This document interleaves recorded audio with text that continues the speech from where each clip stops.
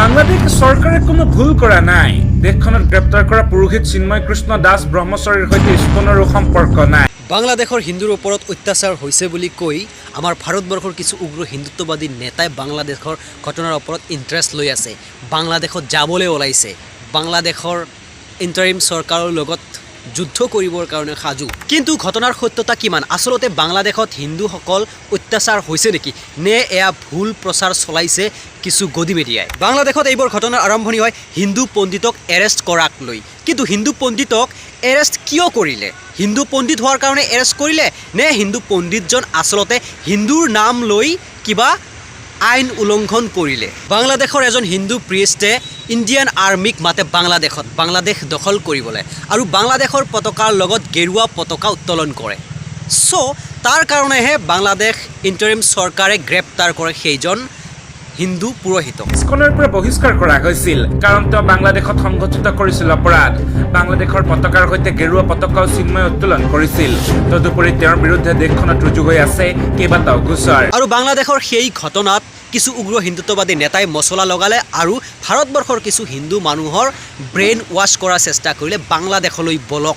কথা স্পষ্ট, আচলতে বাংলাদেশৰ ঘটনাত হিন্দু ধৰ্ম জড়িত কৰাৰ দ্বাৰা আমাৰ ভাৰতবৰ্ষৰ কিছু পলিটিচিয়ানছৰ ভোট বেংক বনোৱাৰ এয়া এক ষড়যন্ত্ৰ চলিছে।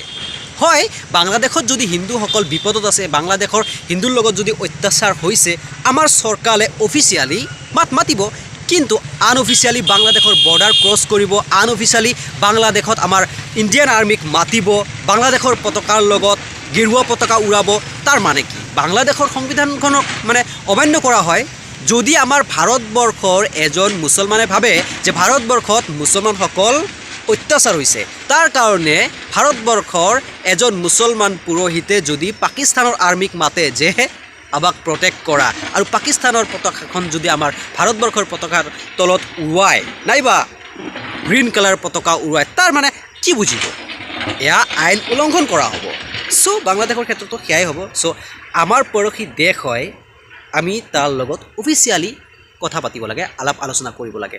এতিয়াওতো বাংলাদেশৰ শ্বেখ হাছিনা আমাৰ ইণ্ডিয়াতে আহি আছে, কিন্তু যিবোৰ ঘটনাৰ প্ৰচাৰ চলি আছে, ভুল প্ৰচাৰ চলি আছে। উগ্ৰ হিন্দুত্ববাদী নেতাসকলে আজি বাংলাদেশৰ মাইনৰিটি হিন্দুৰ পক্ষত থিয় দি একদম বাংলাদেশত সোমাই যোৱাৰ চেষ্টা কৰি আছে। কিন্তু আমাৰ ভাৰতবৰ্ষত যে নকওঁৱে বেছি কথা।